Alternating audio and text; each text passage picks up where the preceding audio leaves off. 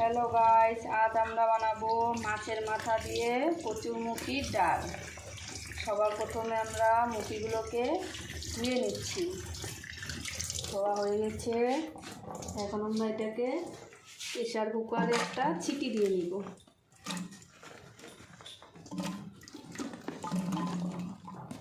তো হয়ে গেছে, এখন আমরা এটাকে ঢেলে নিব। তারপর মুখিটাকে ঠান্ডা করে ছুলবো। এইভাবে কচুগুলোকে ছুলে নেবেন। এই দেখেন, আমাদের ছোলা হয়ে গেছে, রেডি। ধোয়া উঠছে, তাই এখন আমি মাথাগুলো ভেজে নিচ্ছি।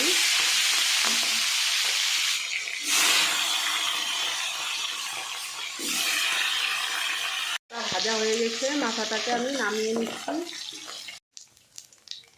গোটা জিরা দিয়ে দিয়েছি, এখন দিব তেজপাতা।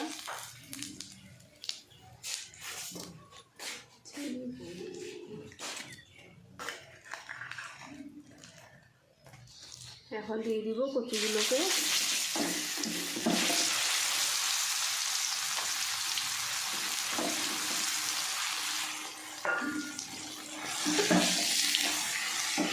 লাঠা থাকে, তাই খাচ্ছে না।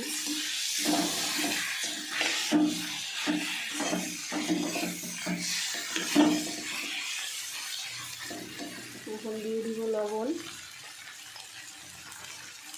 পরিমাণ মতো লবণ দিবেন।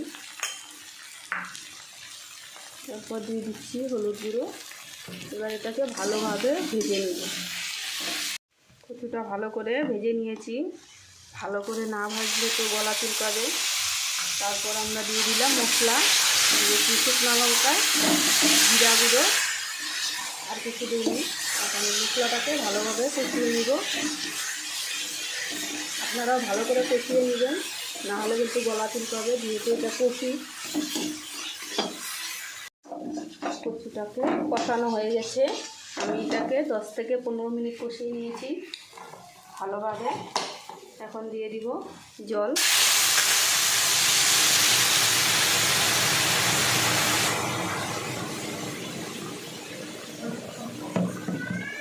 জলটা বুঝে দিবেন প্রচুর পরিমাণ হিসাবে।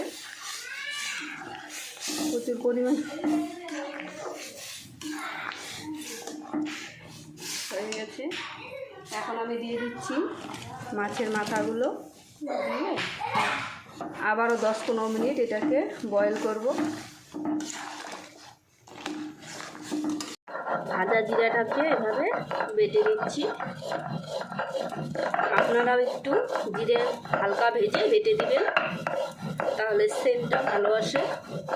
এবার আমি ভাজা জিরাগুলোটা দিয়ে দিলাম। ওটা একটু নাড়াচাড়া করে নামিয়ে দিব। এই দেখুন, ডালটা বেশি পাতলাও না, বেশি ঘনও করবেন না, কারণ এটা নামিয়ে রাখলে ঠান্ডা হলে ঘন হয়ে যায়। রেডি আমাদের মাছের মাথা দিয়ে কচুর ডাল।